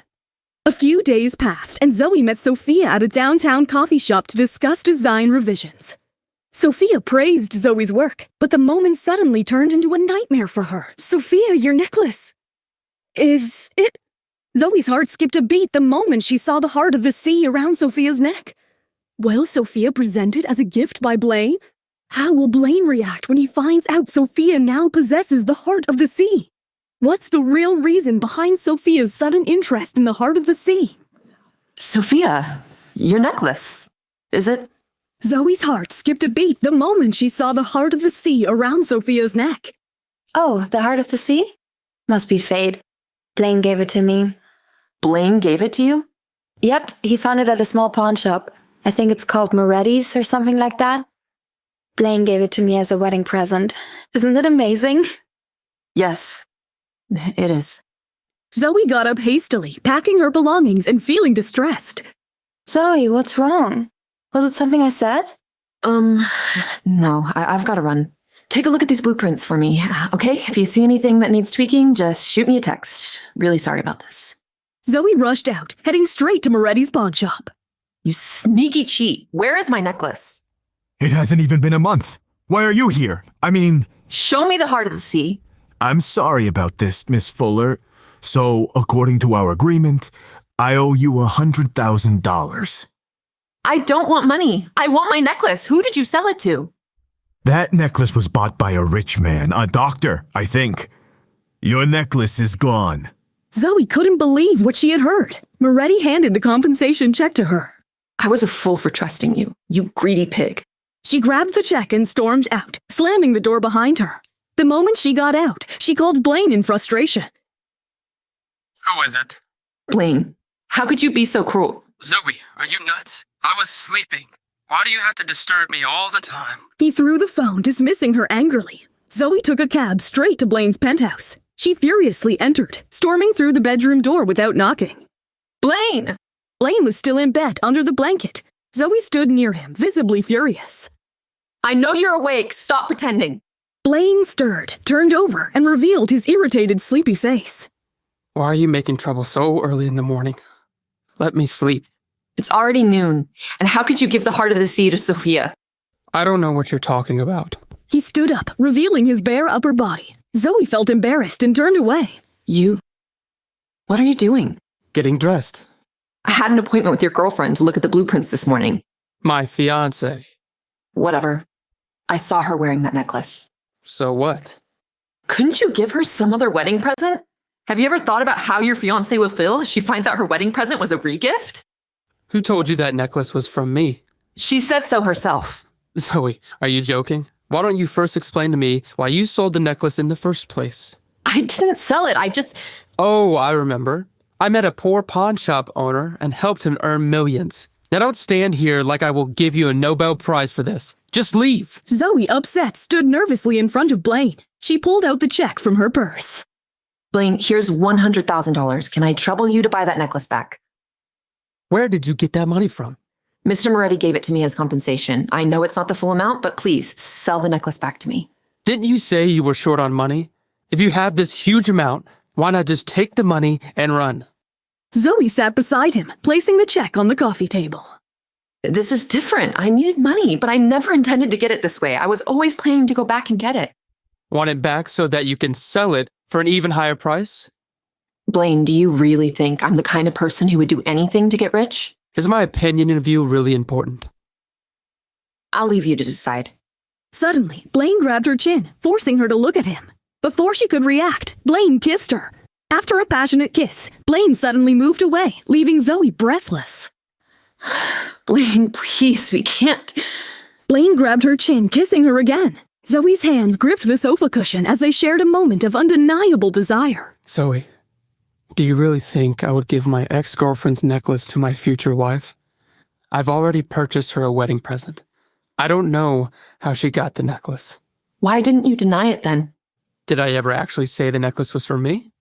No, but you also didn't deny it. Take the money. No, I can't. I just want my necklace back. I have no reason to help you get it back. Zoe, feeling the weight of her emotions, decided to leave. She grabbed her purse and walked towards the elevator.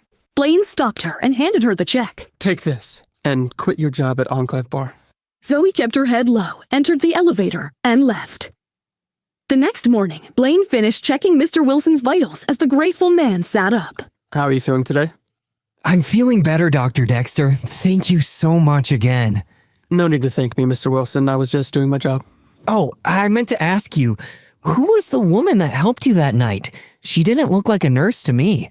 Oh, she's just a friend of mine. Just a friend or a girlfriend? She's not my girlfriend. Then go for her, man. A match made in heaven, if you ask me. Mr. Wilson grabbed a bag of fruit and handed it to Blaine. This fruit isn't for you to eat alone. Share it with that beautiful lady. Score some points. Blaine took the bag and Wilson left. Later that evening, Blaine took Sophia to an elegant French bistro. Blaine, this place is amazing. You always know what I like. Blaine smiled faintly. His eyes were fixed on the necklace around Sophia's neck. Sophia, what's up with that necklace? How does it look? Found it in a little shop this week. Doesn't suit you. Sophia's smile vanished as Blaine pulled out a check. It's very rude of you to say that, Blaine. Sell me the necklace. $1 million. What are you buying it for? Doesn't belong to you. It's about my past. Is this really about your past? Yes. Let's not go there, Sophia. Why do you care so much about an ex-girlfriend's gift? I wish to resolve my past. Take it off, Sophia. Don't use my history for your present. I'm your fiancé. Doesn't make it right. Now take it off. Sophia, tearful, removed the necklace and rushed out of the cafe. Filled with retaliation, she wiped her tears and made a call. I'm sending you an address. Sophia, driven by anger, planned to take a revenge. Who did she call? Will Blaine's decisions about the Heart of the Sea necklace come back to haunt him? How will Blaine's relationship with Sophia change after the confrontation? Why am I here? Zoe had received a call from Sophia the previous day to meet and discuss a few designs. But when she arrived, she couldn't understand why Sophia had suggested meeting at a bridal store. Zoe went to confirm with the receptionist. Hi, I'm here to meet Miss Sophia, but suddenly, Zoe spotted Blaine dressed in a wedding tuxedo, staring at her blankly. Sophia was standing next to him wearing bridal attire. Zoe, over here. Hi, Sophia. You look lovely. Oh, thank you, Zoe. And thank you for making it today. If you're busy, we can discuss the designs some other time. Don't worry about it, Zoe. I'm a master multitasker. I'm just so busy right now with all the last-minute wedding preparations, you know. And this was the only time I had to meet with you. Don't worry, we're almost done. All right. I'll be right here. Zoe sat there, pretending to focus on a wedding magazine while Sophia went to the changing room. Blaine was taking the tuxedo off, but his gaze had not shifted from Zoe. Unable to bear it any longer, Zoe stood up and walked over to Blaine. Now listen to me. I don't want Sophia to misunderstand anything. In the future, Dr. Dexter, we cannot meet again in private. Then you will have to control yourself and not provoke me again. Look, I'm not the one to fuss about these matters. Do me a favor and please ask your fiancé to meet me at a more professional place next time. You can leave if you want. Blaine's eyes stared deeply at Zoe, and she saw a hint of sadness in his eyes. But before she could react, Blaine dropped a bomb. But before you go, you should know this. I've got rid of the Heart of the Sea, which means I have let go of the past. So you better stay out of my life. Zoe's heart turned to ice as Blaine stormed out of the store. Overwhelmed by emotion, she couldn't contain herself and hastily fled the scene as well. Sophia was observing all of this from the changing room with a cunning smile. I mean, this patient is not just any patient. He's an HIV-positive patient. The surgery is tricky with only a 50% chance of success. And even if he survives, he'll still be at risk of contracting AIDS and dying. I don't agree with you, Dr. Warner. Being HIV positive is not the immediate death sentence it once was.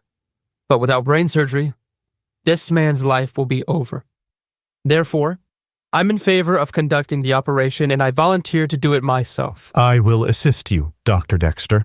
After the meeting, the news reached Ramona, and she rushed to find Jose. Jose, is there no way to persuade Dr. Dexter not to operate? This is very risky. Ramona, you know very well what he's like. Dr. Dexter has made up his mind, and no one can change it. You are not understanding. You guys can die because of this. I'm only assisting, so my chances of getting the infection are even lower. Still, there is a chance, so I'd be lying if I said I'm not scared. Then why did you volunteer, you idiot? Someone has to be there for Dr. Dexter. He is the one putting his life in danger for that patient. Ramona felt the weight of Jose's concern, but couldn't respond. The next day, she spotted Zoe in the hospital hallway and rushed to her. Zoe noticed the worry on Ramona's face. What's going on, Ramona? All good? I wish I could tell you I was good, but I'm not. Dr. Dexter is putting himself in danger, and I fear that only you can stop him, Zoe. What do you mean? Dr. Dexter is insisting on performing brain surgery on an HIV-positive patient. If he suffers even the smallest wound while operating, he will be exposed to the virus. But, Zoe, he listens to you. Zoe's eyes widened with concern as she absorbed the situation. But recalling the night Blaine saved the other patient, she expressed her belief in his decision. I believe you will come to agree with him when you see him at the operating table. Also, he never listens to me, and I have nothing to do with him anymore, so he won't listen to anything I say anyway. Zoe turned and left with her fingers crossed. Blaine began the surgery at 11 in the morning. The clock ticked, and everyone nervously watched for over 5 hours, hoping for a successful conclusion. As the last portion of the tumor was removed, everyone breathed a sigh of relief. And now, just the last thing to do. Blaine took the needle and thread and began to sew up the patient. Jose and David watched nervously as he worked when suddenly the nurse dropped a tray which diverted Dr. Blaine and a crisis emerged. Damn it. Dr. Dexter, look at your finger. It's bleeding. What are you panicking for? We have protocols for this. Our first concern is the patient. The operation is almost through. Dr. Dexter, hurry up and leave the patient. Let me do it. No, step away. My hand has already been pierced. Let me finish the stitching. Blaine completed the surgery successfully, and after the operation, he had his blood drawn for an HIV test. Despite taking all precautions, Blaine was asked to take time off until the results came in. The news spread like wildfire. The moment Zoe heard about it, her heart skipped a beat. She rushed to Blaine's apartment and stood in the lobby. Miss, are you looking for Dr. Dexter? Yes, is he home? I need to see him. Please let me in. He's here, but no one is allowed to meet him. It's a strict order, ma'am. Zoe, without thinking, pushed the guard and pressed the buzzer for Blaine's penthouse. When there was no response, she panicked and pressed the buzzer repeatedly. Is he really home? No one is answering the bell. Ma'am, please leave. You're disturbing him. He needs to sleep. Zoe got more anxious, pressing the buzzer persistently. Suddenly, her phone rang. It was Blaine calling. Blaine, is that you? Are you there? Zoe, for God's sake, stop pressing the buzzer. You're giving me a headache. Oh, stop pressing it only when you open the door for me. Then keep playing with it. Blaine hung up on her. Zoe called him back, but he turned off his phone. She stomped her foot in frustration. Fine. If you won't answer, I have other ways to get your attention. Zoe ran outside and began to shout. Blaine, let me in! Open the door, let me in! Blaine! Blaine! Blaine stood by the window, observing Zoe below, but didn't respond. The neighbors were all out looking at her. Suddenly, one of them dumped cold water on her from above, asking her to leave. Without a second thought, Blaine grabbed his jacket and rushed downstairs to her aid. Zoe, can you be any more foolish? He wrapped the jacket around her, revealing a mix of anger and relief in his eyes. They went upstairs, and Blaine provided her with dry clothes. Once your clothes have finished drying, you'll leave without a question. What did you have for lunch? I said, you'll leave without a question. The tension between them intensified as Blaine shouted aggressively at Zoe, sending a chill down her spine. What lies ahead for Zoe and Blaine's complicated relationship? Will Blaine's HIV test results be positive? And how will it impact their life? Will Blaine's decision to operate on the patient change his life for the worse? It's almost evening, and you still haven't had your lunch. Blaine, don't you know how to take care of yourself? Zoe, how I live is none of your concern. We've already discussed this. Please, leave my house immediately. I don't want you here. I'm not leaving. Even if you push me out, I will stand downstairs and shout until you open the door for me again. Don't you understand what I'm saying? You need to leave and not come back, Zoe. Please, get out. I'm not going to leave. Blaine, you think you must have contracted this disease, right? But the results haven't even come out yet, and I don't want you to be alone. Don't get involved with this mess. Go home. Go home and stay as far away from me as possible. I swear I will be careful, Blaine. Just let me be here, please. It's not just that. You know the wedding is in 2 weeks, Zoe. Do you still think you can stay here? Zoe suddenly felt awkward at Blaine's mention of his wedding. Even though Zoe knew about it, hearing Blaine say it for the first time made it seem real. Why don't you call Sophia and ask her to keep you company? It doesn't have to be me. I just don't want you to be alone. I won't let her come. But why? Sophia will be fine. HIV doesn't spread through friendly interactions. You're a doctor. You should know this. She's my fiancé. Do you think I'm just having friendly interactions with her? Can't you just have a friendly relationship with her for a few days? What's wrong with you? Are you some beast that can't control yourself? You know it, Zoe. You know all of it.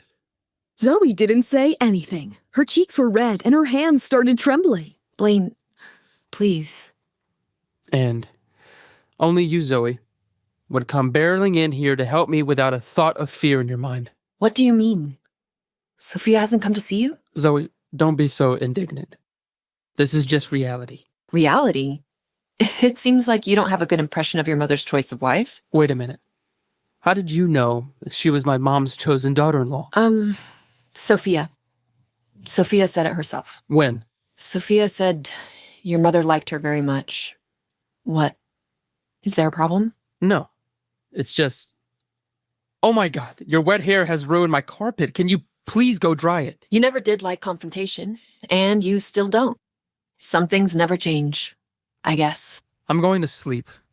You stay if you want, leave if you want. I don't care. Okay. You know I'm staying, right? Fine. I'll be up by dinner time. Why don't you finally do something useful for once and cook dinner? What I am going to do is ignore your arrogance for today. I'll run down to the market and do some grocery shopping. Please don't make me lose my appetite. Oh, be quiet, Blaine. While Blaine slept, Zoe finished making Blaine's favorite risotto and also did some cleaning around the house. Maybe I should hire you permanently. Even my house help doesn't do such a good job. If you're done taunting, please have some dinner. Well, well.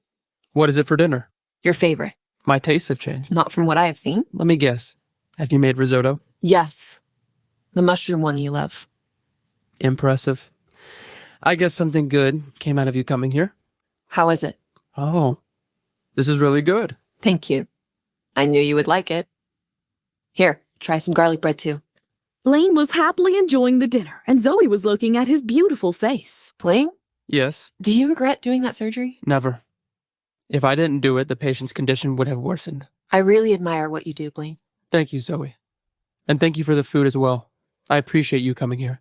Well, I better take your leave. When will the results be in? In 2 days' time. Please let me know when they do, Blaine. I promise you. You'll be the first to know after me, no matter what the outcome is. I will not hide it from you. Yes? You what?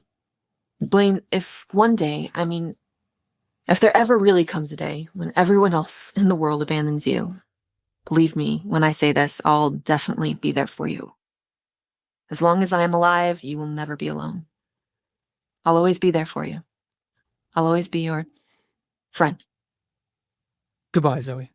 Goodbye, Blaine. Zoe went to her office the next day and saw an envelope lying on her table. As Zoe opened the envelope, her heart skipped a beat. The letter inside revealed Blaine's test results. Trembling, Zoe unfolded the paper, and her eyes focused on the bold, capitalized word, negative. The letter slipped from her hands as she covered her face, tears streaming down. Thank you, God. Thank you. After 2 weeks of isolation, Blaine made a hero's entrance into his office. Everyone around him was cheering and clapping for him. You are a hero, Dr. Dexter. There is so much to learn from you, Dr. Dexter, and we have been waiting for you to be back. Come on, guys. It's our job to save lives. But Dr. Dexter, you risked your own life to save someone else's. Well, okay. Now everyone back to work. Blaine went to his office and was settling down when he heard a soft knock on the door. Looking up, he saw Zoe standing there. You're quite the talk of the town today, Dr. Dexter, and knowing you, you'd probably run away from all this adoration and attention. I just feel that all this praise isn't necessary. I'm just like any other doctor. I was just doing my job. You are being too humble. As I've said before, being able to be your patient is a blessing. You are definitely not just like any other doctor. Blaine, congratulations. Congratulations for what? Congratulations on returning to your beloved profession, of course. Thank you, Zoe. I didn't really get to thank you properly either. I really appreciate what you did for me. You don't have to thank me, Blaine. I told you, I will always be standing by your side, even if nobody else does. Saying that, Zoe turned around and walked away, heading down the long corridor. Blaine hadn't asked Zoe to stay, but as he watched her walk away, his heart grew heavier. Just then, Sophia walked in from the other side. Blaine, why didn't you tell me when the results came in? I was worried for nothing. I only found out after hearing another doctor at the club talking about you. It must have slipped my mind. Sorry, Blaine. Have you been mad that I didn't come to see you these past few weeks? No. It's good that you aren't mad. You made me so nervous. I'm really sorry. I wasn't ignoring you. I've just been so busy recently with our wedding plans and the house design and all. Sophia, no need to explain so much to me. I didn't care at all. It's good that you're not angry. Why don't you join me for lunch today? Sorry, I can't. My shift just started, so I'm a bit busy. Another time? All right then. Call you soon. As Sophia left, Blaine could think of nothing but what Zoe had done for him. Will Zoe's affection rekindle Blaine's love for her? Will Sophia find out about Zoe visiting Blaine at his house?